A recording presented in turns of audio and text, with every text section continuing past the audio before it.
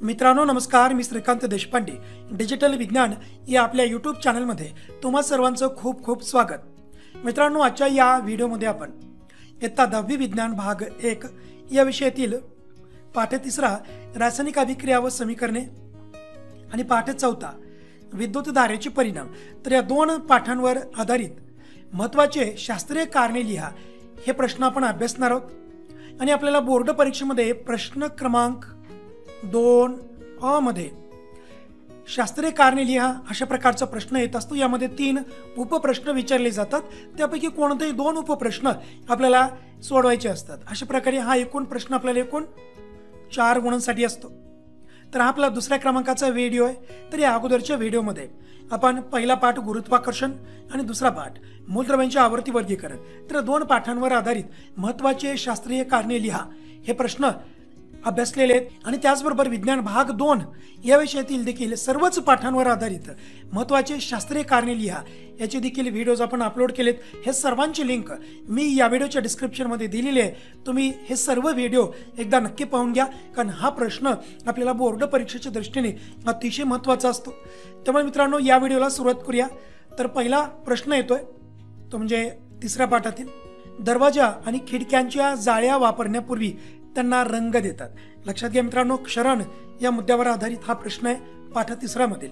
आता दरवाजे आणि खिडक्यांच्या जाळ्या या लोखंडापासून तयार केलेल्या असतात आणि लोखंडाची प्रवृत्ती ही क्षरण होण्याकडे असते, म्हणजे लोखंडाची लवकर झीज होत असते, लोखंड लवकर गंजत असतं।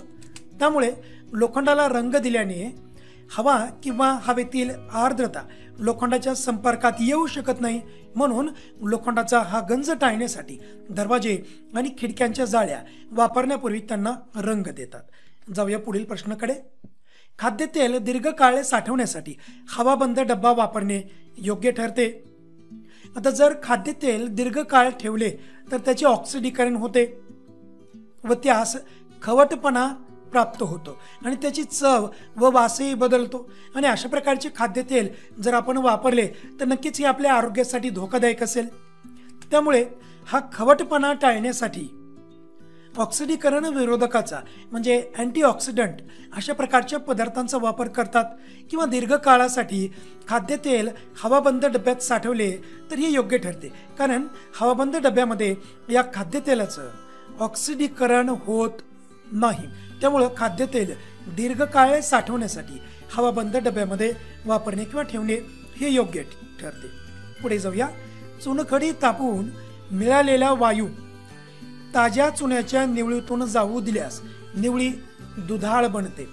आता लक्षात घ्या मित्रांनो, चुनखडी म्हणजे काय असतं तर कॅल्शियम कार्बोनेट। आता याला ज्यावेळेस आपण उष्णता देऊया त्यावेळेस काय होतं, या कॅल्शियम कार्बोनेटचं अपघटन होतं आणि काय तयार होईल तर या ठिकाणी कॅल्शियम ऑक्साईड आणि कार्बन डायऑक्साईड वायू बाहेर पडतो आणि कॅल्शियम ऑक्साईड तयार होतं। म्हणजेच हा वायू कोणता मित्रांनो, CO2 आहे। आता कार्बन डायऑक्साईड वायू ज्यावेळेस आपण चुन्याच्या निवळीतून जाऊ देतो त्यावेळेस ती निवळी दुधाळ बनते। असं का होतं त्याचं आपल्याला कारण सांगायचं आहे। तर चुनखडी तापवली असता तिचे अपघटन होऊन कॅल्शियम ऑक्साईड व कार्बन डायऑक्साईड वायू तयार होतो। ह्याची अभिक्रिया आपण आत्ताच पाहिली आहे। आता हा कार्बन डायऑक्साईड वायू चुन्याच्या निवळीतून प्रवाहित केला असता अद्रावणीय, लक्षात घ्या मित्रांनो, अद्रावणीय असे पांढऱ्या रंगाचे कॅल्शियम कार्बोनेट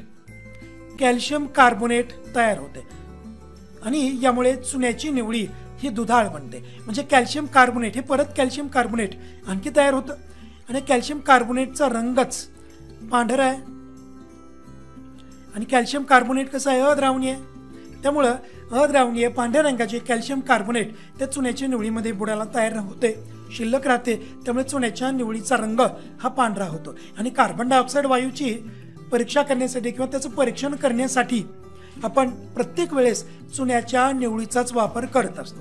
त्यानंतर जाऊया मित्रांनो पुढील प्रश्नाकडे। तर शहाबादी फरशीचे तुकडे हायड्रोक्लोरिक आम्लमध्ये नाहीसे व्हायला वेळ लागतोय, पण फरशीचा चुरा मात्र लवकर नाहीसा होतो। या ठिकाणी प्रश्न समजून घेऊया।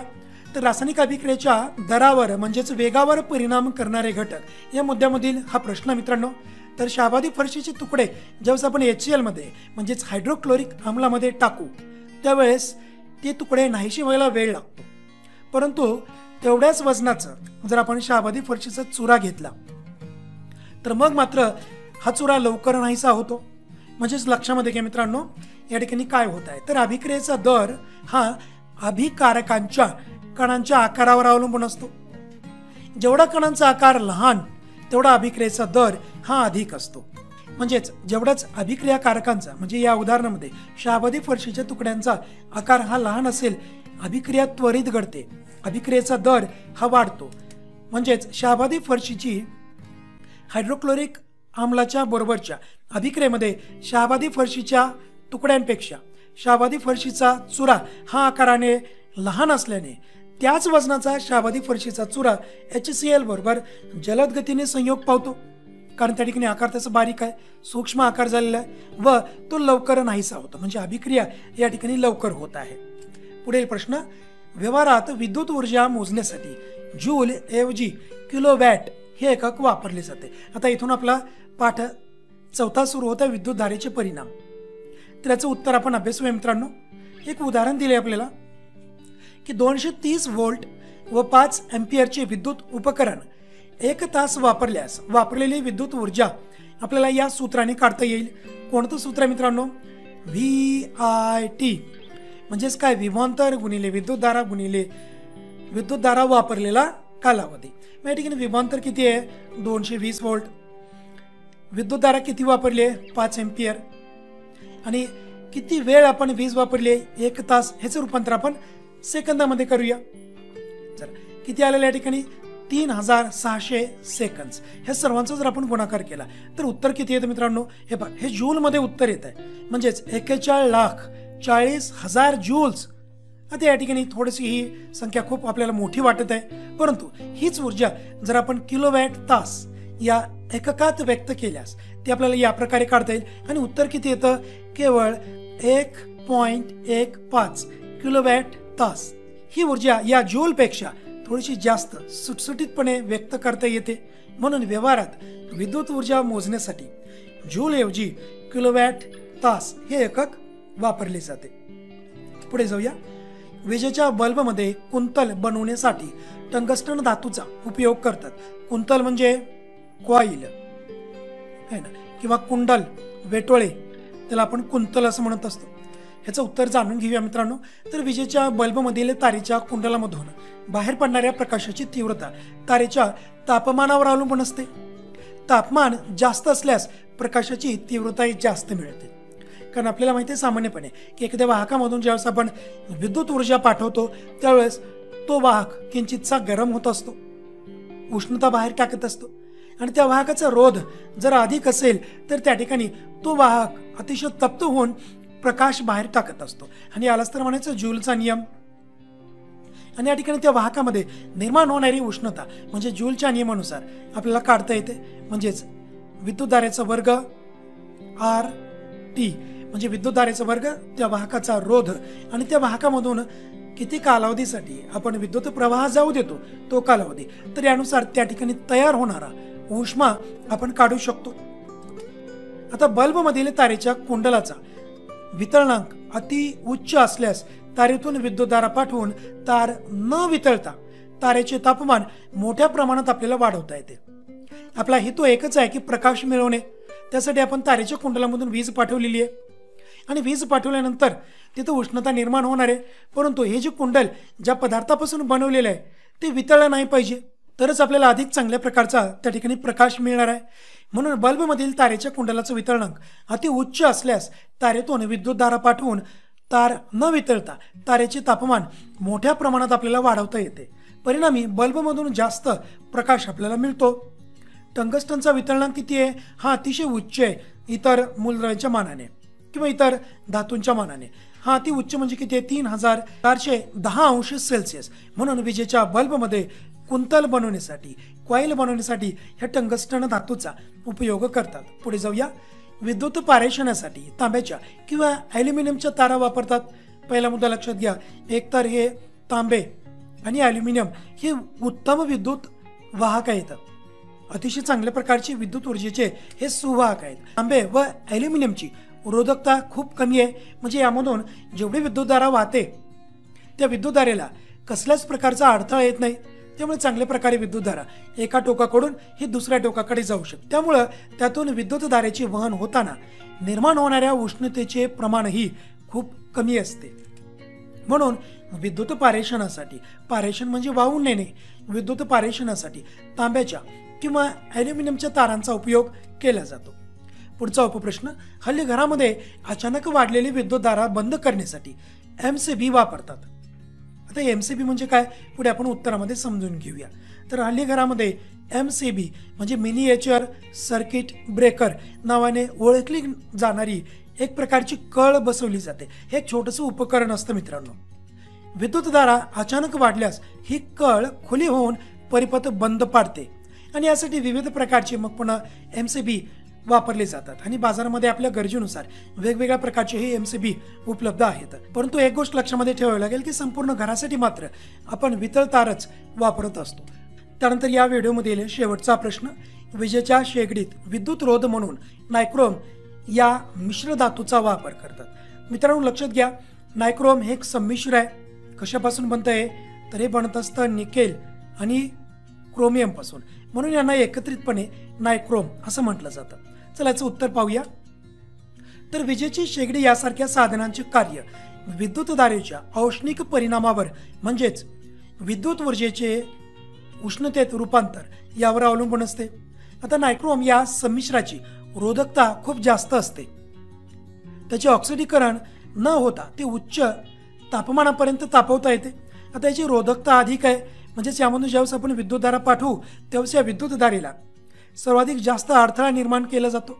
H बरोबर म्हणजेच त्या वाहकामध्ये निर्माण होणारा उष्मा हा विद्युतधारेचा वर्ग, त्या वाहकाचा रोध आणि विद्युतधारा जाऊ देण्याचा कालावधी यावरती अवलंबून असतो। त्यामुळे Rची किंमत ही नायक्रोममध्ये अधिक असते। म्हणजे या ठिकाणी काय सांगितलं की नायक्रोम या संमिश्राची रोधकता ही खूप जास्त असते व त्याचे ऑक्सिडीकरण देखील होत नाहीये, कारण हा संमिश्र मिश्र धातू आहे। त्यामुळे उच्च तापमानापर्यंत ह्याचं तापमान वाढवता येतं आणि हे शुद्ध धातूच्या बाबतीमध्ये शक्य नसते, कारण शुद्ध धातूची रोधकता खूप कमी असते, त्याचं ऑक्सिडीकरण आपण थांबवू शकत नाहीत। म्हणून अशा साधनांमध्ये शुद्ध धातूऐवजी नायक्रोम सारख्या संमिश्राचा उपयोग करतात। तर त्यामध्ये पहिला प्रश्न आहे तो म्हणजे थंड प्रदेशात हिवाळ्याच्या कालावधीत पाणी वाहून नेणारे नळ फुटतात, याचं कारण आपल्याला सांगायचं आहे। तर थंड प्रदेशामध्ये थंडीच्या दिवसात वातावरणाचे तापमान बऱ्याच वेळा शून्याखाली जाते आणि पाण्याच्या असंगत आचरणामुळे पाण्याचे तापमान 4 अंश सेल्सिअसच्या खाली गेले की ते प्रसरण पावते व त्याचे बर्फ बनले तरी त्याचे आकारमान ही वाढत राहते। आणि आता अशा परिस्थितीत नळातून वाहणाऱ्या पाण्याचे व त्यापासून बनलेल्या बर्फाचे आकारमान बरेच वाढल्याने त्याचा दाब ते नळावर पडतो आणि त्यामुळे नळ फुटण्याचा संभव असतो। त्यामुळे मित्रांनो, जे पाण्याचे असंगत आचरण हा जो मुद्दा आहे त्या मुद्द्यावर आधारित हा आपला प्रश्न आलेला आहे। पुढील प्रश्न, उकळत्या पाण्याला सतत उष्णता दिली तरी त्याचे तापमान आता वाढत नाही। आता एकदा का पाणी उकळू लागले की त्यानंतर दिलेल्या उष्णतेचा वापर पाण्याचे वाफेमध्ये अवस्थांतर घडवून आणण्यासाठी केला जातो, म्हणजे ही एक प्रकारची अप्रकट उष्मा आहे। म्हणून उकळत्या पाण्याला सतत उष्णता दिली तरी त्याचे तापमान आता वाढत नाही। पुढील प्रश्न, थंड हवेच्या ठिकाणी पदार्थ शिजवण्यासाठी प्रेशर कुकरचा उपयोग करतात। आता अन्न शिजवणाऱ्या प्रेशर कुकरमध्ये पाण्यावरील दाब वाढवून त्याचा उत्कलन बिंदू हा वाढविला जातो, म्हणजेच प्रेशर कुकरमध्ये वाफेचा दाब वाढत असल्याने पाण्याचा उत्कलनांक वाढतो व अन्न योग्य प्रकारे व लवकर शिजते। पुढील प्रश्न, उकळते पाणी व वाफ यांचे तापमान सारखे असले तरी वाफेने झालेल्या जखमा उकळत्या पाण्याने झालेल्या जखमांपेक्षा या अधिक तीव्र व वेदनादायक असतात। प्रश्न समजून घ्या मित्रांनो, उकळते पाणी आणि वाफ यांचे तापमान समान आहे, सारखं आहे, तर देखील वाफेने झालेल्या जखमा या अधिक तीव्र आणि वेदनादायक असतात। कशाच्या तुलनेने? उकळत्या पाण्याने झालेल्या जखमापेक्षा। ह्याचं उत्तर आपण समजून घेऊया। तर 1 ग्रॅम उकळते पाणी व तेवढीच वाफ घेतली असता वाफेमध्ये उकळत्या पाण्यापेक्षा 540 कॅलरी इतकी उष्णता अप्रकट उष्म्याच्या रूपामध्ये असते। जेव्हा उकळते पाणी किंवा वाफ आपल्या शरीरावर पडते त्यावेळी दर ग्रॅम मागे 540 कॅलरी इतकी अधिक उष्णता वाफेचे संगणन होण्याच्या क्रियेमध्ये शरीराला दिली जाते। म्हणून उकळते पाणी व वाफ यांचे तापमान सारखे असले तरी उकळत्या पाण्यापेक्षा वाफेमध्ये असलेल्या या अधिक अप्रकट उष्म्यामुळे, म्हणजे वाफेमध्ये अप्रकट उष्मा आहे आणि या अप्रकट उष्म्यामुळे वाफेपासून होणाऱ्या जखमा अधिक तीव्र व वेदनादायक असतात। त्यानंतर पुढील प्रश्न, स्वयंपाकासाठी वापरण्यात येणाऱ्या काही स्टीलच्या भांड्यांचे तळ हे तांब्याचे असतात। आता काही पदार्थ उष्णतेचे सुवाहक असतात तर काही पदार्थ हे उष्णतेचे दुर्वाहक असतात। तांब्याच्या भांड्यातून उष्णता चांगल्या प्रकारे आणि अगदी सहजपणे वाहून नेली जाते, परंतु स्टील सारख्या संमिश्रामधून उष्णतेचे वहन तांब्याच्या तुलनेने सहजपणे होत नाही। त्यामुळे स्टीलच्या भांड्याला तांब्याचे तळ असतील तर उपलब्ध उष्णता ही सर्वत्र सारखी वापरली जाईल। त्यामुळे स्वयंपाकासाठी वापरण्यात येणाऱ्या काही स्टीलच्या भांड्यांचे तळ हे तांब्याचे असतात। पुढे जाऊया, शीतपेयाच्या बाटलीच्या बाह्य पृष्ठभागावर जे थेंब जमा होतात त्याचं कारण शीतपेयाच्या बाटलीच्या बाह्य पृष्ठभागाचे तापमान वातावरणाच्या तापमानापेक्षा हे खूप कमी आहे, कारण त्या बाटलीमध्ये जे शीतपेय आहे, कोल्ड्रिंक जे आहे त्याचंच तापमान खूप कमी आहे। त्यामुळं त्या बाटलीचं जे पृष्ठभाग आहे त्याचं देखील तापमान कमीच होईल। त्यामुळे हवेतील अतिरिक्त पाण्याच्या वाफेचे संगणन होऊन बाटलीच्या बाह्य पृष्ठभागावर पाण्याचे थेंब जमा होतात आणि यावरून आपण सांगू शकतो की वातावरणामध्ये पाण्याची वाफ देखील आहे। तर यावरून सिद्ध होईल की वातावरणामध्ये पाण्याचं बाष्प किंवा पाण्याची वाफ याचं अस्तित्व असतं। पुढे जाऊया, हिवाळ्यात निरभ्र आकाशात उडणाऱ्या विमानाच्या मागे कधी पांढरा पट्टा निर्माण होतो तर कधी होत नाही, ह्याचं कारण आपल्याला सांगायचं मित्रांनो। तर हिवाळ्यात वातावरणातील हवेचे तापमान बरेच कमी असते। अशा वेळी विमान उडत असताना विमानाच्या मागे विमानाच्या इंजिनातून निघणाऱ्या वाफेचे संगणन होऊन पांढरे छोटे छोटे ढग तयार होतात। सभोवतालच्या वातावरणातील हवेची सापेक्ष आर्द्रता जास्त असल्यास हा पांढरा पट्टा विमानाच्या मागे जास्त लांब व जास्त काळ दिसतो। आता सापेक्ष आर्द्रता कमी असल्यास हा पांढरा पट्टा कमी लांबीचा व कमी काळ दिसतो आणि सापेक्ष आर्द्रता खूपच कमी असल्यास असा पांढरा पट्टा निर्माण होत नाहीये। त्यामुळे हिवाळ्यामध्ये आकाशामध्ये उंचीवरून उडणाऱ्या या विमानाच्या मागे कधी पांढरा पट्टा दिसतो तर कधी दिसत नाही, हे त्याचं कारण झालं। पुढील प्रश्न, थंड प्रदेशात गोठलेल्या तलावात सुद्धा मासे जिवंत राहू शकतात। तर थंड प्रदेशात हिवाळ्यात वातावरणाचे तापमान 0°C पेक्षाही खूप खाली जाते, त्यावेळी तलावाचे पाणी गोठते। पृष्ठभागावरील पाण्याचे तापमान 4°C झाले की त्या पाण्याचे आकारमान कमी झाल्याने ते जड होऊन तळाशी जाते व तळातील पाणी वर येते। सर्व पाण्याचे तापमान 4°C होईपर्यंत ही क्रिया सतत सुरूच राहते। नंतर काय होतं तर याच्यानंतर पृष्ठभागावरील पाण्याचे तापमान हे कमी कमी होत जाते आणि पृष्ठभागावर त्या पाण्याचा बर्फाचा एक थर जमा होतो। आता बर्फ उष्णतेचे दुर्वाहक असल्यामुळे तळाशी 4°C तापमानाचे पाणी राहून त्यात मासे जिवंत राहू शकतात। म्हणजे हे तलावाच्या पृष्ठभागावर बर्फ आहे ज्याचं तापमान 0°C आहे, परंतु या बर्फाच्या खाली जे पाणी आहे तिथं तापमान असतं 4°C आणि या 4°C या तापमानाला त्या तलावातील जे मासे आहेत हे जिवंत राहू शकतात। त्यामुळे थंड प्रदेशात गोठलेल्या तलावात सुद्धा मासे जिवंत असतात। म्हणजे आपल्याला वरून हा तलाव गोठल्यासारखा जाणवतो, परंतु या गोठलेल्या बर्फाच्या खाली किंवा गोठलेल्या पाण्याच्या खाली पूर्णपणे पाणी असतं ज्याचं तापमान 4°C हे असतं। हे सर्व कशामुळे घडतं तर पाण्याच्या असंगत आचरणामुळे। पुढे जाऊया, फ्रीझरमधील अतिशीत कप्प्यात पाणी भरलेली प्लास्टिकची बाटली ठेवल्यास ती फुटण्याची शक्यता असते। हा देखील प्रश्न पाण्याचे असंगत आचरण यावर आधारित आहे।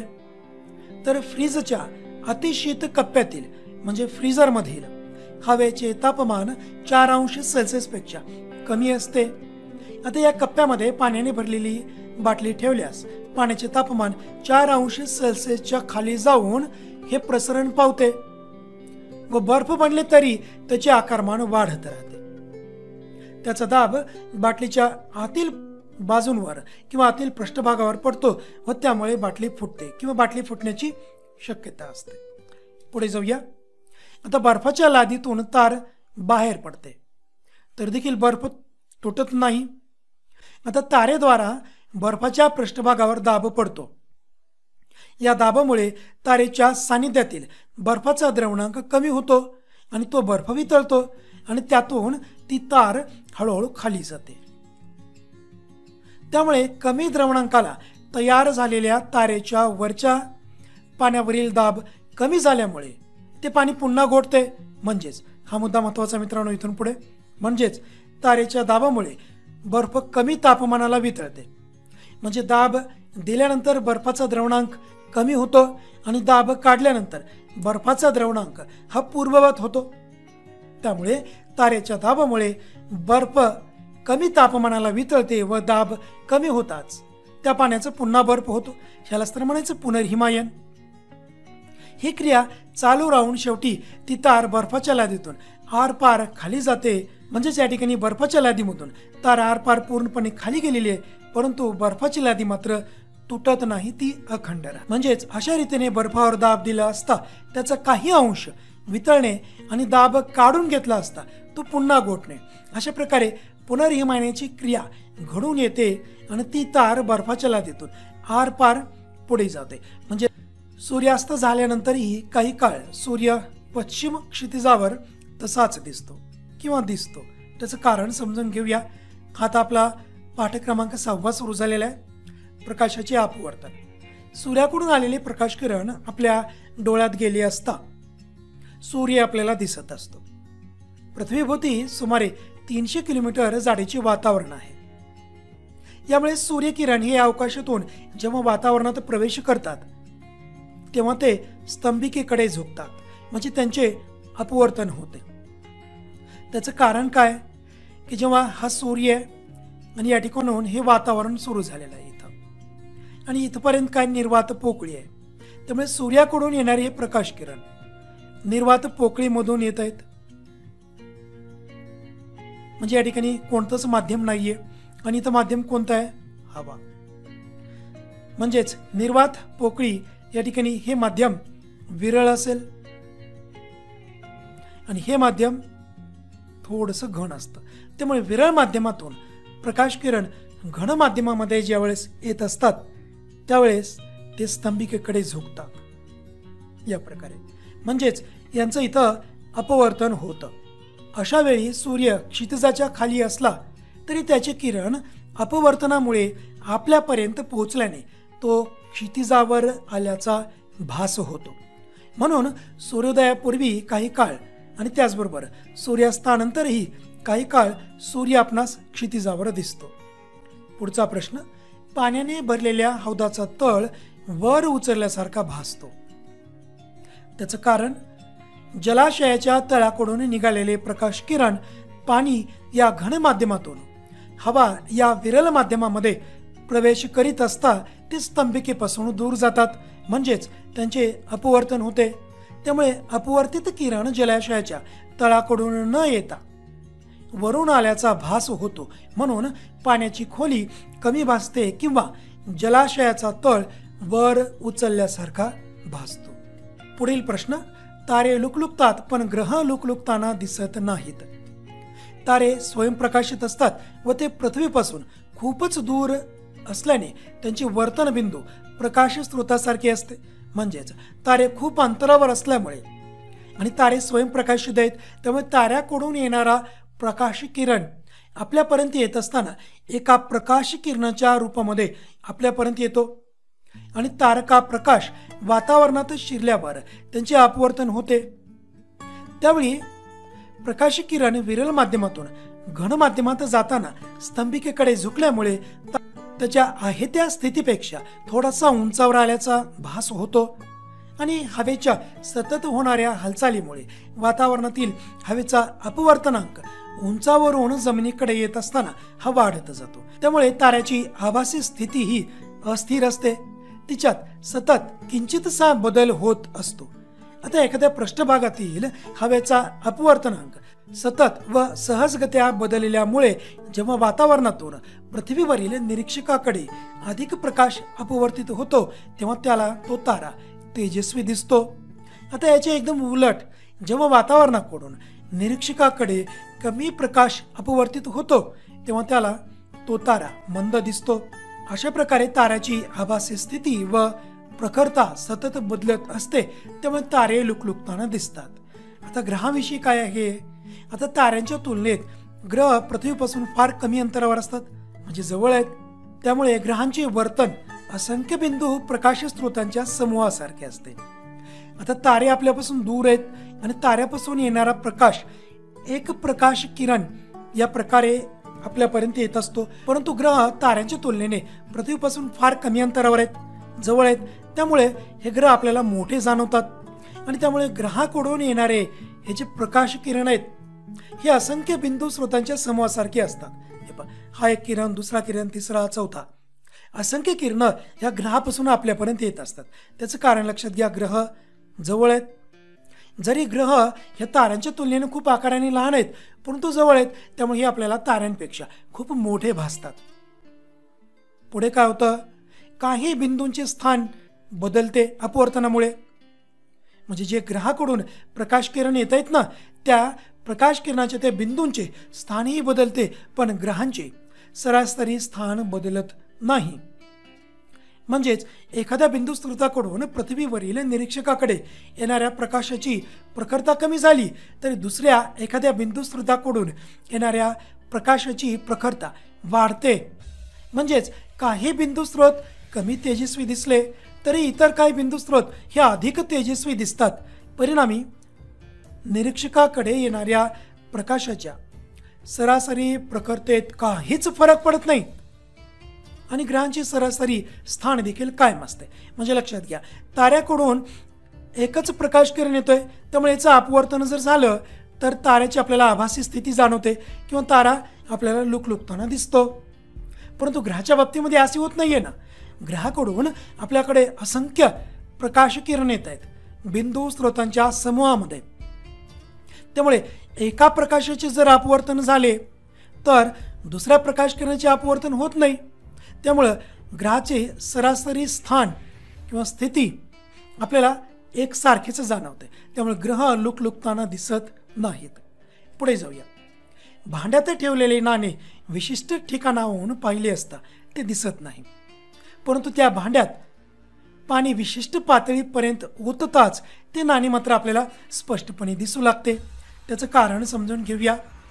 भांडे रिकामे असताना भांड्यातील नाण्याकडून निघालेले प्रकाश किरण भांड्याच्या कडेकडून अडवले गेल्याने भांड्याच्या कडेने पाहिले असता ती नाणी आपल्याला दिसत नाही. परंतु या भांड्यात पाणी ओतताच भांड्यातील नाण्याकडून निघालेले प्रकाश किरण पाणी या घन माध्यमातून हवा या विरल माध्यमात प्रवेश करताना ते स्तंभिकेपासून दूर वळतात. म्हणजेच त्यांचे अपवर्तन होते. ते भांड्याच्या कडेकडून अडवले न गेल्याने आता मात्र आपल्याला नाणे स्पष्टपणे दिसू लागते. पुढील प्रश्न हा आपला शेवटचा प्रश्न असेल या व्हिडिओमधील. पाण्यामध्ये अर्धवट बुडवून ठेवलेली पेन्सिल पाण्याच्या पृष्ठभागालगत वाकलेली भासते. त्याचं कारण जाणून घेऊया. आता पाण्यामध्ये तिरप्या बुडवलेल्या पेन्सिलच्या पाण्यातील भागाकडून येणारे प्रकाश किरण पाणी या घन माध्यमातून हवा या विरल माध्यमामध्ये प्रवेश करतात. यावेळी ते स्तंभिकेपासून दूर जातात, म्हणजेच त्यांचे अपवर्तन होते. यामुळे पेन्सिलचा पाण्यातील भाग तिच्या हवेतील भागाच्या सरळ रेषेत न दिसता किंचित वर उचलल्यासारखा भासतो. म्हणून पाण्यात अर्धवट बुडवून तिरपी धरलेली पेन्सिल पाण्याच्या पृष्ठभागाजवळ थोडीशी वाकलेली दिसते किंवा अभिसारी भिंग म्हणतात. त्याचं कारण आपल्याला सांगायचं. या ठिकाणी अभिसारी किंवा अभिसरण म्हणजे एकत्र येणे हा एक शब्द लक्षामध्ये असू द्या. तर बहिर्गोल भिंगाच्या मुख्य अक्षास समांतर असणारे आपाती प्रकाश किरण भिंगातून गेल्यानंतर मुख्य अक्षावरील एका बिंदूवर एकवटतात, म्हणून बहिर्गोल भिंगास अभिसारी भिंग असे म्हणतात. कारण अपवर्तनानंतर बहिर्गोल भिंग हा त्याचा मुख्य अक्ष, पहिला आपाती किरण, दुसरा आपाती किरण, हे अपवर्तनानंतर हे सर्व प्रकाश किरण मुख्य अक्षावरील एका बिंदूजवळ हे एकत्र येत आहेत आणि एकत्रलाच आपण काय म्हणतो, हे सर्व प्रकाश किरणांचं अभिसरण होत आहे. त्यामुळं बहिर्वक्र भिंगाला आपण अभिसारी भिंग असे म्हणतो. त्यानंतर पुढचा प्रश्न, निकट दृष्टिता या दोषाचे निराकरण अंतर्गोल भिंगाचे चष्मा वापरून करता येते. त्याचं कारण जाणून घेऊया आपण. तर निकट दृष्टिता या दोषात जवळच्या वस्तूकडील प्रकाश किरण दृष्टिपटलावर एकवटतात व त्यामुळे जवळच्या वस्तू स्पष्टपणे दिसतात, परंतु दूरच्या वस्तूकडील प्रकाश किरण दृष्टिपटलाच्या अलीकडे एकवटतात व त्यामुळे त्या वस्तू स्पष्टपणे दिसत नाहीत. म्हणजेच निकट दृष्टिता या दृष्टिदोषामध्ये त्या व्यक्तीला जवळच्या वस्तू स्पष्टपणे दिसतात. त्याचं कारण काय सांगितलं, कारण जवळच्या वस्तूकडून येणारे प्रकाश किरण त्या व्यक्तीच्या दृष्टिपटलावर एकवटतात, त्यामुळे ती वस्तू त्याला स्पष्टपणे दिसते. अशा वेळी अंतर्गोल भिंगाचा चष्मा लावल्यामुळे दूरच्या वस्तूकडील प्रकाश किरण अंतर्गोल भिंगाकडून योग्य प्रमाणात अपसारित होतात म्हणजे विखुरतात, पसरतात व नेत्रभिंगावर पडतात. नंतर ते नेत्रभिंगाकडून दृष्टिपटलावर एकवटले जातात आणि अशा रीतीने अंतर्गोल भिंगाचा चष्मा वापरून निकट दृष्टिता हा दोष दूर करता येतो. पुढील प्रश्न, दूरदृष्टिता या दोषाचे निराकरण बहिर्गोल भिंगाची चष्मा वापरून करता येते.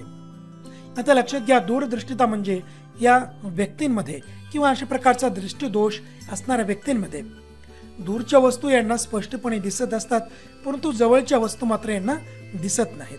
त्याचं कारण आपण जाणून घेऊया. तर दूरदृष्टिता दोषात दूरच्या वस्तूकडील प्रकाश किरण नेत्रभिंगाकडून दृष्टिपटलावर एकवटतात, त्यामुळे दूरच्या वस्तू या व्यक्तींना स्पष्टपणे दिसतात. म्हणजे दूरच्या वस्तूकडून येणारे हे जे प्रकाश किरण आहेत हे नेत्रभिंगामुळं योग्य प्रकारे या दृष्टिपटलावर एकवटले जातात. म्हणजे ही दूरच्या वस्तूकडची प्रतिमा या नेत्रभिंगावर चांगल्या प्रकारे तयार होते, त्यामुळे दूरच्या वस्तू दिसतात. परंतु जवळच्या वस्तूकडील प्रकाश किरण दृष्टिपटलामागे एकवटू शकतात.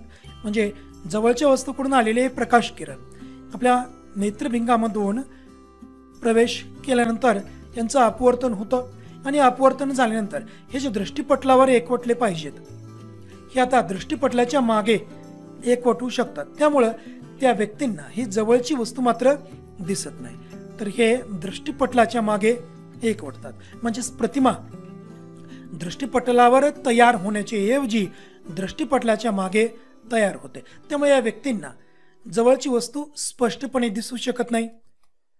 म्हणून हे प्रकाश किरण नेत्रभिंगावर पडण्यापूर्वी बहिर्गोल भिंगाचा चष्मा वापरून योग्य प्रमाणात अभिसरण केले जाते.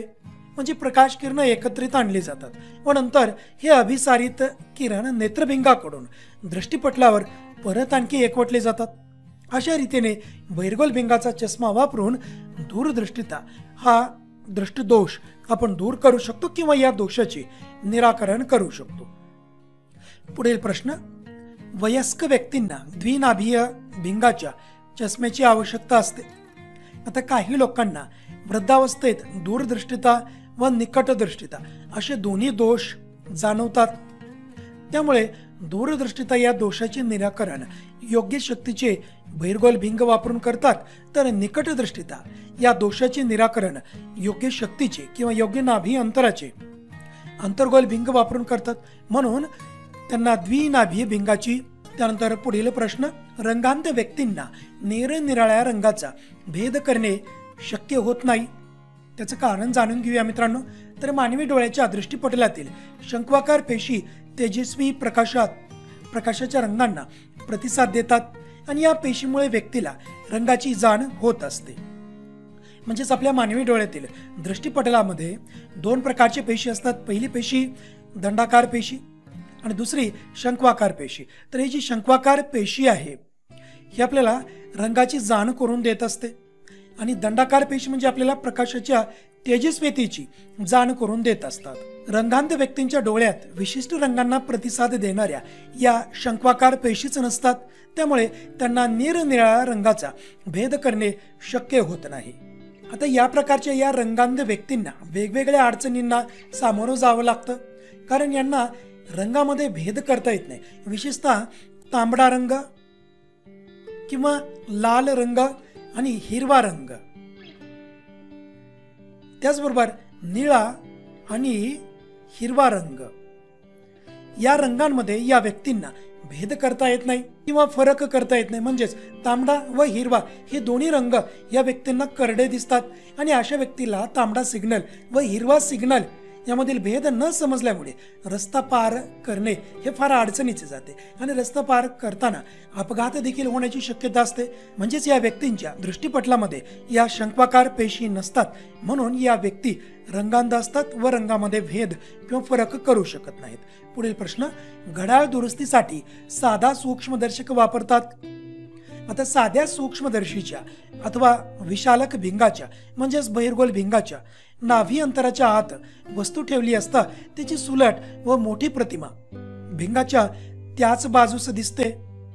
वस्तूच्या विशालकापासूनच्या अंतराचे अनुयोजन करून म्हणजे ऍडजस्टमेंट करून ही मोठी प्रतिमा सुस्पष्ट दृष्टीच्या लघुत्तम अंतरावर मिळवता येते।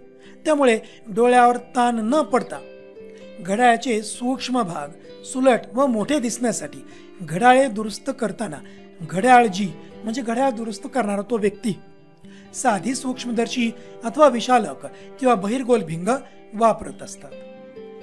पुढील प्रश्न, रंगाची संवेदना व जाण फक्त प्रकाशातच होते। आता मानवी डोळ्यातील दृष्टीपटल दंडाकार व शंक्वाकार अशा दोन प्रकारच्या प्रकाश संवेदी पेशींपासून बनलेले असते। दंडाकार पेशी प्रकाशाच्या तीव्रतेस प्रतिसाद देतात, तर शंक्वाकार पेशी प्रकाशाच्या रंगास प्रतिसाद देत असतात। शंक्वाकार पेशी फक्त तेजस्वी प्रकाशातच रंगास प्रतिसाद देतात। प्रकाश अंधुक असल्यास त्या कार्य करत नाहीत, म्हणून रंगाची संवेदना व जाण फक्त तेजस्वी प्रकाशातच होते। पुढील प्रश्न, चित्रपटगृहात पडद्याच्या खूप जवळ असल्यास आपल्याला चित्रपटाचा आनंद घेता येत नाही, कारण चित्रपटगृहातील पडदा व प्रेक्षक यामधील अंतर जेवढे कमी तेवढी प्रेक्षकांच्या डोळ्यावर पडणाऱ्या प्रकाशाची तीव्रता ही जास्त असते। त्यामुळे डोळ्याच्या बाहुलेचे आकुंचन फार मोठ्या प्रमाणावर होऊन डोळ्यावर ताण पडतो। परिणामी चित्रपटगृहात खूप जवळ अंतरावरून आपण चित्रपटाचा आनंद घेऊ शकत नाहीत। पुढील प्रश्न, डोळ्यापासून 25 सेंटीमीटर पेक्षा कमी अंतरावर ठेवलेली वस्तू निरोगी डोळे देखील सुस्पष्टपणे पाहू शकत नाहीत। त्याचं कारण, जवळच्या वस्तू बघताना डोळ्याची भिंग फुगीर होते आणि त्याचे नाभी अंतरही कमी होते। त्यामुळे दृष्टीपटलावर वस्तूची सुस्पष्ट अशी प्रतिमा तयार होते। डोळ्यातील भिंगाचे नाभी अंतर विशिष्ट अंतरापेक्षा कमी करता येत नाही, त्यामुळे डोळ्यापासून 25 सेमी पेक्षा कमी अंतरावर ठेवलेली वस्तू निरोगी डोळा सुस्पष्टपणे पाहू शकत नाही। त्यानंतर पुढील प्रश्न, 8व्या पाठामधील सोडियम कायम रॉकेलमध्ये ठेवतात। सोडियम धातूला कायमस्वरूपी रॉकेलमध्ये ठेवतात, त्याचं कारण जाणून घेऊया।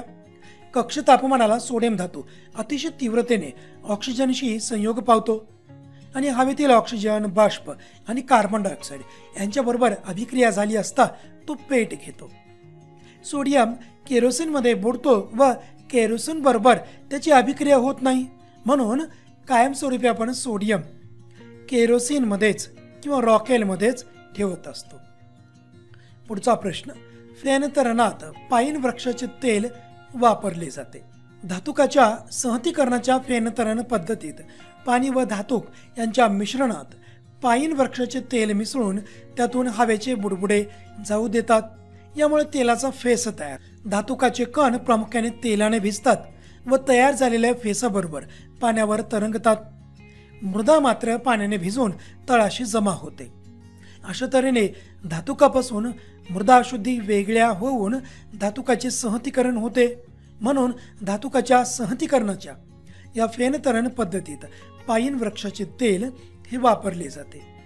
पुढील प्रश्न, हिरवी पडलेली तांब्याची भांडी स्वच्छ करण्यासाठी लिंबू किंवा चिंच वापरतात. तांब्याची दमट हवेतील ऑक्सिजन बरोबर अभिक्रिया होऊन काळ्या रंगाचे कॉपर ऑक्साईड हे तयार होते. कॉपर ऑक्साईडची हवेतील कार्बन डायऑक्साईड बरोबर अभिक्रिया होऊन तांब्यावर कॉपर कार्बोनेटचा हिरवा थर जमा होतो. त्यामुळे तांब्याची चकाकी ही नष्ट होते किंवा जाते. लिंबू रस किंवा चिंच यामध्ये आम्ल असते आणि या आम्लात कॉपर कार्बोनेटचा हिरवा थर जो की आम्लारीधर्मी असतो, कारण आपल्याला माहिती आहे की धातूचे ऑक्साईड्स हे आम्लारीधर्मी असतात. तर हा कॉपर कार्बोनेटचा हिरवा थर जो की आम्लारीधर्मी आहे तो विरघळतो. त्यामुळे पुन्हा तांब्याची भांडी स्वच्छ होतात व त्यांना चकाकी प्राप्त होते. पुढील प्रश्न, ॲल्युमिनियमच्या विद्युत अपघटनामध्ये वेळोवेळी धनाग्र बदलण्याची आवश्यकता असते. ॲल्युमिनियमच्या विद्युत अपघटनात उच्च तापमानाला ॲल्युमिनियम ऋणाग्रावर तर ऑक्सिजन धनाग्रावर मुक्त होतो. मुक्त झालेल्या ऑक्सिजन वायूची कार्बन धनाग्राशी अभिक्रिया होऊन कार्बन डायऑक्साईड वायू तयार होतो. ॲल्युमिनियमचे विद्युत अपघटन होताना धनाग्राचे ऑक्सिडीकरण होते, जे की कार्बनपासून बनलेले आहे. म्हणजेच धनाग्राचा आकार हळूहळू कमी होत गेल्याने तो वेळोवेळी बदलणे आवश्यक आहे. म्हणजे हा जो धनाग्र आहे हा ग्रॅफाईटपासून बनलेला आहे, म्हणजेच कार्बनपासून बनलेला आहे. आणि या धनाग्रावर ऑक्सिजन वायू तयार होत असतो.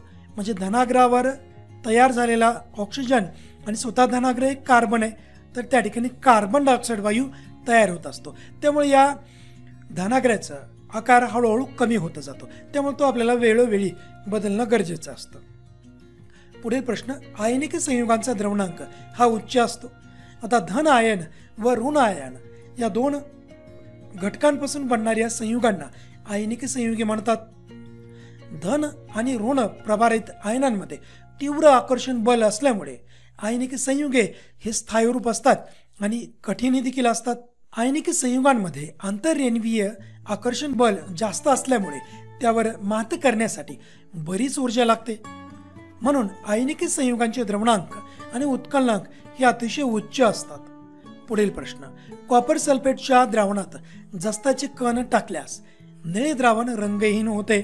आपल्याला माहिती आहे कॉपर सल्फेट याच्या द्रावणाचा रंग हा निळा असतो आणि या कॉपर सल्फेटमध्ये आपण झिंक टाकतोय, जस्ताचे कण टाकत आहोत.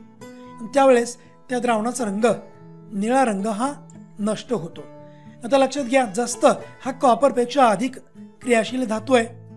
त्यामुळे दाणेदार जस्त ही कॉपर सल्फेटच्या द्रावणात टाकली असता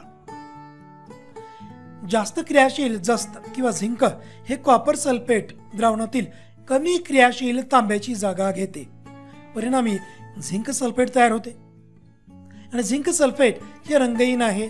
त्यामुळे कॉपर सल्फेटच्या द्रावणाचा रंग निळा रंग हळूहळू फिकट होत असतो. ह्याची अभिक्रिया पाहूया आपण. तर कॉपर सल्फेट अधिक झिंक, तर झिंक या कॉपरला विस्थापित करताना काय तयार होतं, झिंक सल्फेट आणि कॉपर हा बाजूला निघतो. त्यामुळे झिंक सल्फेट तयार होतं आणि झिंक सल्फेट ही रंगहीन असतं. त्यामुळे कॉपर सल्फेटच्या द्रावणाचा निळा रंग हळूहळू नष्ट होतो.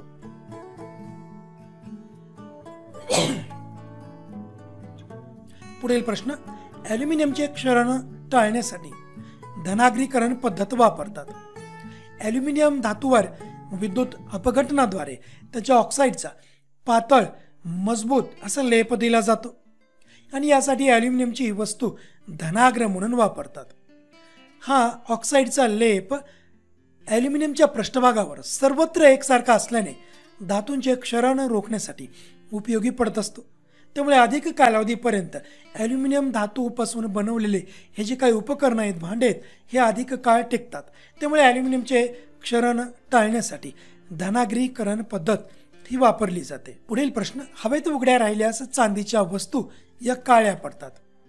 चांदीच्या वस्तूंचा हवेशी संपर्क आल्यास कालांतराने त्या वस्तू काळ्या पडतात, कारण हवेतील हायड्रोजन सल्फाईडशी या चांदीची अभिक्रिया होऊन सिल्वर सल्फाईडचा म्हणजे AgS सिल्वर सल्फाईडचा थर जमा होतो जो की काळ्या रंगाचा असतो. म्हणजे थोडक्यात या चांदीच्या वस्तूंचं क्षरण होत असतं. त्यावरती सिल्वर सल्फाईडचा काळ्या रंगाचा थर जमा होत असतो. त्यामुळे हवेत उघड्या राहिल्यास या चांदीच्या वस्तू म्हणजेच दागिने किंवा मूर्त्या ह्या काळ्या पडत असतात. पुढे धातुकामधील चुंबकीय अशुद्धी वेगळ्या करण्यासाठी विद्युत चुंबकीय विलगीकरण ही पद्धत वापरतात.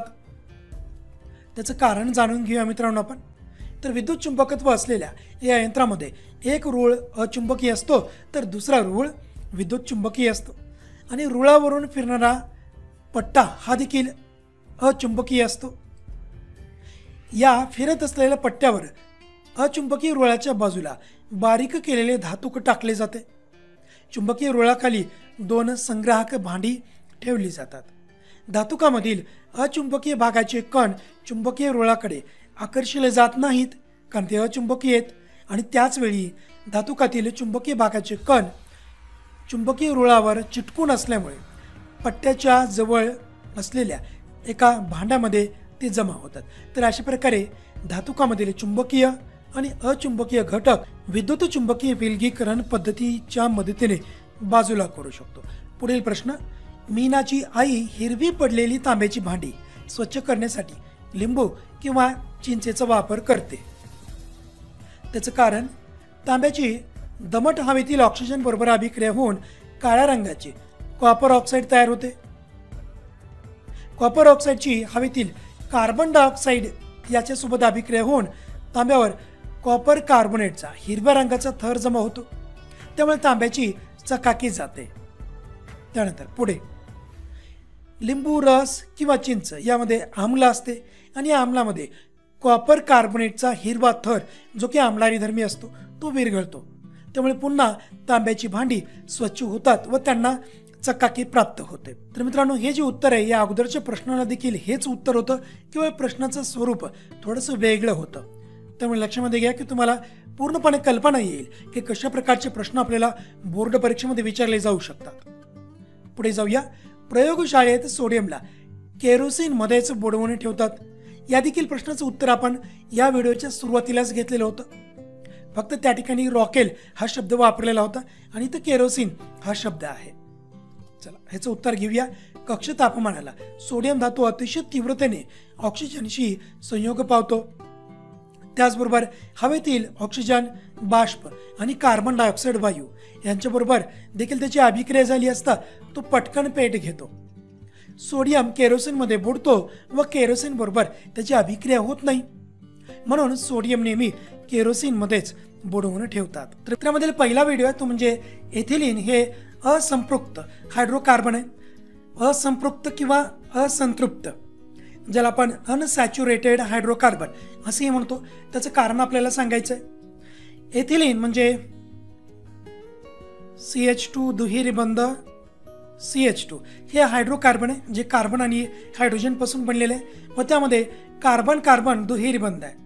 म्हणजे या ठिकाणी कार्बन एक कार्बनचा अणू दुसऱ्या कार्बनच्या अणूसोबत हा दुहेरी सहसंयोजी बंधाने जोडलेला आहे. आता यातील दोन्ही कार्बनच्या 4ही संयोज्या एकेरी सहसंयोजी बंधाने संपृक्त झालेल्या नाहीत.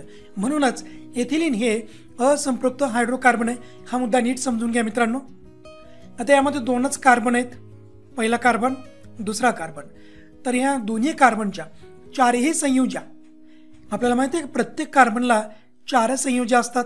तर या 4ही संयोज्या एकेरी सहसंयोजी बंधाने संपृक्त झालेल्या नाही आहेत. म्हणजे एकेरी सहसंयोजी बंध इथं उपस्थित नाही आहे. मग कोणता बंध असेल? एक तर दुहेरी किंवा तिहेरी सहसंयोजी बंध. तर या ठिकाणी एथिलीनमध्ये दुहेरी सहसंयोजी बंध आहे. त्यामुळे आपण कार्बन कार्बनमध्ये हे दुहेरी सहसंयोजी बंध दर्शवलेला आहे. बाकीचे उरलेल्या 2 संयोज्या आता एका हायड्रोजननी संपृक्त केले जातील. एक हायड्रोजनने या प्रकारे. आणि अशा प्रकारे मग इथं एथिलीन हे एक हायड्रोकार्बन तयार होतं. त्यामुळे एथिलीनला असंपृक्त हायड्रोकार्बन असं म्हटलं जातं. आणि आपल्याला माहिती आहे की ज्या हायड्रोकार्बनमध्ये एकेरी सहसंयोजी बंध असतो त्यांना म्हणायचं आहे संपृक्त हायड्रोकार्बन. आणि ज्यांच्यामध्ये दुहेरी किंवा तिहेरी सहसंयोजी बंध असतो त्या हायड्रोकार्बनला म्हणायचं आहे असंपृक्त. त्यामुळे एथिलीनमध्ये दुहेरी सहसंयोजी बंध आहे. पुढे जाऊया. नेफ्थॅलिनच्या ज्वलनामध्ये ज्योत पिवळी दिसते. याचं कारण आपल्याला लिहायचे. तर नेफ्थॅलिन हे असंपृक्त संयुग आहे किंवा हायड्रोकार्बन आहे. असंपृक्त म्हणजे याच्यामध्ये एकतर दुहेरी किंवा तिहेरी सहसंयोजी बंध असेल. असंपृक्त संयुगामध्ये कार्बनचे प्रमाण संपृक्त संयुगाच्या मानाने हे जास्त असते. त्यामुळे असंपृक्त संयुगाच्या ज्वलनाच्या दरम्यान न जळालेले कार्बनचे कण देखील उपलब्ध असतात किंवा निर्माण होतात. ज्योतीमध्ये असताना हे तापलेले कण पिवळा प्रकाश फेकतात, त्यामुळे ही ज्योत पिवळी दिसते. पुढे जाऊया. वनस्पती तेल व टिंक्चर आयोडीन यांच्यातील अभिक्रियेत आयोडीनचा रंग नाहीसा होतो. त्याचं कारण, आता वनस्पती तेलामध्ये कार्बन कार्बन हा बहुबंध असतो, मग तो दुहेरी किंवा तिहेरी असेल. कार्बन कार्बन बहुबंध हा क्रियात्मक गट असलेली असंपृक्त संयुगे समावेशन अभिक्रिया देतात व तयार होणारे उत्पादित हे संपृक्त संयुग असते. आयोडीन बरोबरील वनस्पती तेलाची समावेशन अभिक्रिया ही कक्ष तापमानाला व तात्काळ होते. या अभिक्रियेत आयोडीनचा रंग नाहीसा होतो व आयोडीन परीक्षेमुळे वनस्पती तेलाच्या रेणूंमध्ये बहुबंध असल्याचे आपल्याला कळते. पुढील प्रश्न. वनस्पतीजन्य तेलाचे निकेल उत्प्रेरक वापरून वनस्पती तूप तयार करतात. त्याचं कारण आपण जाणून घेऊया. वनस्पती तेलाच्या रेणूंमध्ये लांब व असंपृक्त कार्बन शृंखला असतात. कार्बन कार्बन बहुबंध हा क्रियात्मक गट असलेली असंपृक्त संयुगे समावेशन अभिक्रिया देतात व तयार होणारे उत्पादित हे देखील संपृक्त संयुग असते. वनस्पती तेलांचे निकेल उत्प्रेरक वापरून हायड्रोजनीभवन करतात, म्हणजे त्यामध्ये हायड्रोजन मिसळला जातो. हायड्रोजनीभवनामुळे समावेशन अभिक्रिया होते व त्याचे रूपांतर संपृक्त शृंखलेमध्ये होते. त्यामुळे शेवटी वनस्पती तूप हे आपल्याला तयार होत असते. त्यामुळेच वनस्पतीजन्य तेलाचे निकेल उत्प्रेरक वापरून वनस्पती तूप तयार केले जाते. पुढील प्रश्न. कार्बनच्या अंगी अनेक संयुगे तयार करण्याचा गुणधर्म आहे. ह्याची बरेचशी कारणे आहेत, त्यापैकी कोणती दोन अचूक कारणे आपल्याला देणं आवश्यक आहे. दोन किंवा दोनपेक्षा अधिक कारणे लिहिली तर देखील योग्यच असतील. पहिलं कारण, कार्बनच्या अंगी मालिका बंधनाचा गुणधर्म आहे. यामुळे दोन किंवा अधिक कार्बन अणू त्यांच्या संयोजी इलेक्ट्रॉनपैकी काहींची परस्पर संधान किंवा भागीदारी करून एकमेकांमध्ये सहसंयोजी बंध निर्माण करतात. आता सहसंयोजी बंध कोणता आहे, एकेरी, दुहेरी का तिहेरी, यावरून देखील या कार्बनी संयुगाचे अनेक संयुगे तयार होतात. पुढील मुद्दा. अशा तऱ्हेने कार्बनचे अणू सरळ शृंखला किंवा शाखीय असलेले लांबलचक रेणू तयार करतात. मग सरळ शृंखला असलेले एकेरी, दुहेरी किंवा तिहेरी, त्याचबरोबर शाखीय शृंखला असलेले एकेरी, दुहेरी व तिहेरी. तर यामध्ये अशा प्रकारच्या वेगवेगळ्या शृंखला तयार केले जातात आणि यामध्ये बद्ध शृंखला देखील असतात, म्हणजेच वलयांकित शृंखला देखील असू शकते.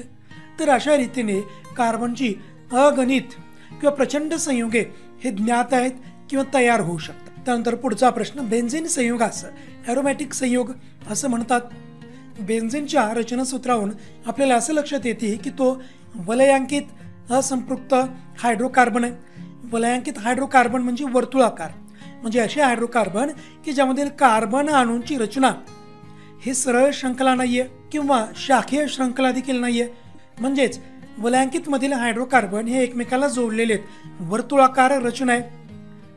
त्याचं उदाहरण घेऊया बेन्झीनचं. बेन्झीन C6H6 अशा प्रकारे त्याचं रेणूसूत्र आहे. बेन्झीनमध्ये 6 कार्बन आहेत. पहिला, दुसरा, तिसरा, चौथा आणि शेवट. तरी 1, 2, 3, 4, 5, 6. तर या ठिकाणी 6 कार्बन अणू आहेत आणि असंपृक्त आहेत, म्हणजे एकमेकांना दुहेरी सहसंयोजी बंधाने जोडलेले आहेत. हा दुहेरी सहसंयोजी बंध एक आड एक असतो, अल्टरनेट असतो. या ठिकाणी आहे, इथं नसेल, इथं असेल आणि या ठिकाणी आहे. त्यानंतर उरलेल्या जे कार्बन अणूचे संयोजी आहेत हे आता हायड्रोजनने त्यांची पूर्तता होते या प्रकारे. तर अशा प्रकारे हे बेन्झीनचं रचनासूत्र आहे.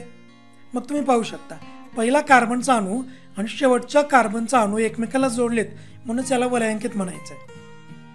पुढे बेन्झीनच्या संरचनेत 6 कार्बन अणूंच्या वलयात 1 आड 1 असे दुहेरी बंध आहेत. त्याची रचना आत्ताच आपण अभ्यासली. आणि हा वैशिष्ट्यपूर्ण घटक ज्यांच्या संरचनेत असतो त्यांना ॲरोमॅटिक संयुग असं म्हटलं जातं. त्यामुळे बेन्झीन हे एक ॲरोमॅटिक संयुग आहे.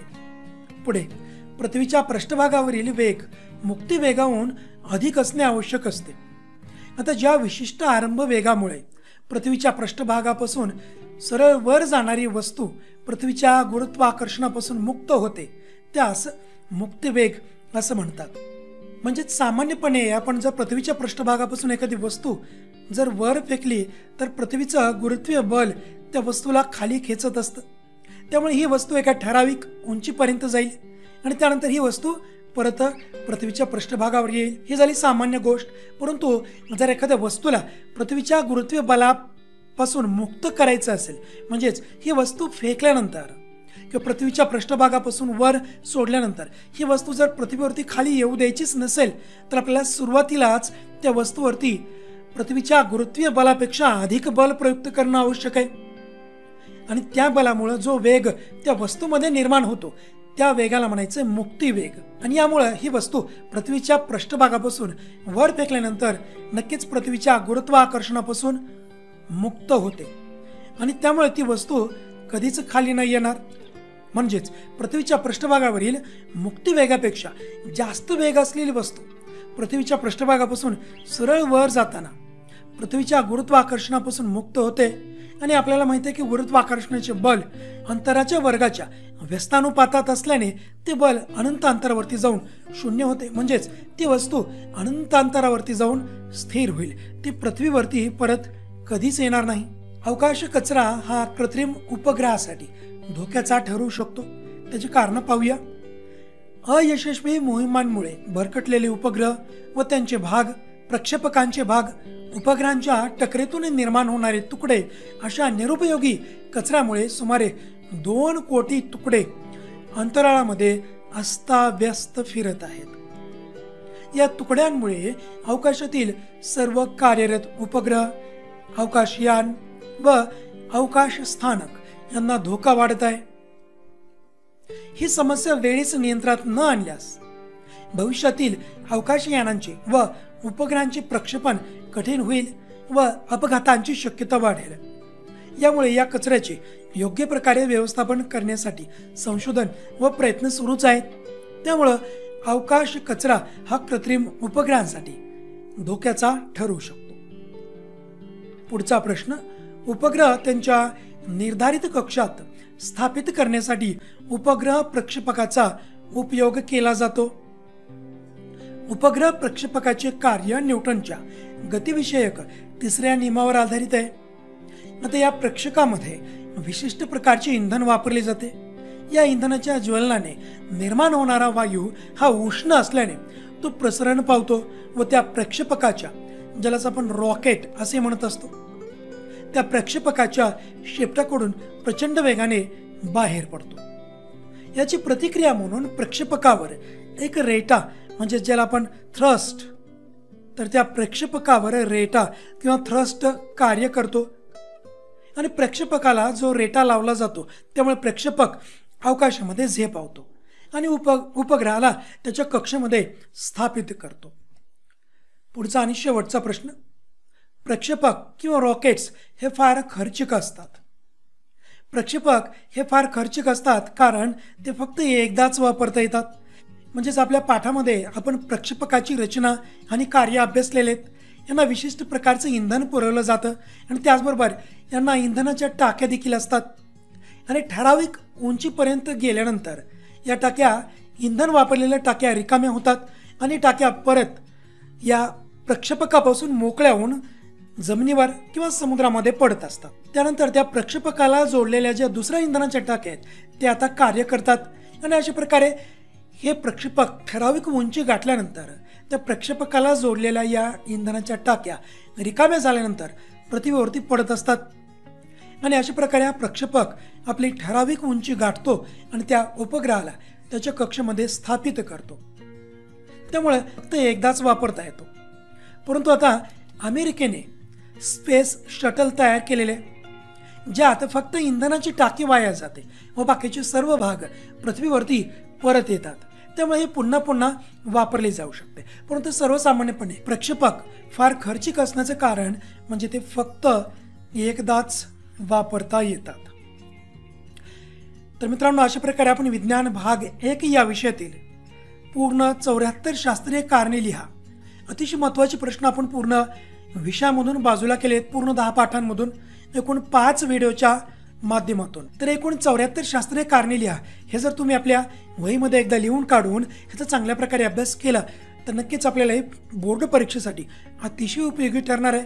तर मित्रांनो, अशा प्रकारे विज्ञान विषयांचे वेगवेगळे व्हिडिओज पाहण्यासाठी व शैक्षणिक अपडेट मिळवण्यासाठी डिजिटल विज्ञान या आपल्या यूट्यूब चॅनलला सबस्क्राईब करा। धन्यवाद।